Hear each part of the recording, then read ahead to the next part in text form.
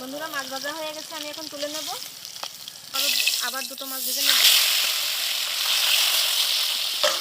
বন্ধুরা আমি আবারও মাছ উল্টে নেব। হয়ে গেল, আমি তুলে নেব। বন্ধুরা প্রথমে আমি পেঁয়াজ কুচি দিয়ে দেব, বাটা আমি দিয়ে দেবো, রসুন বাটা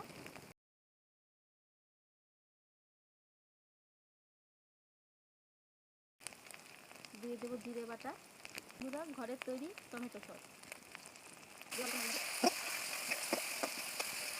বন্ধুরা লবণ, হলুদ, তার জন্য একটু পানি দিয়ে দেবো। পানি দিয়ে ভালো করে কষে নিতে হবে মশলা। বন্ধুরা মশলা কিন্তু ভালো করে কষিয়ে নেওয়া হয়ে গেছে। আমি এই পর্যায়ে দিয়ে দেবো পানি। আমি এখন মাছ দিয়ে দেবো।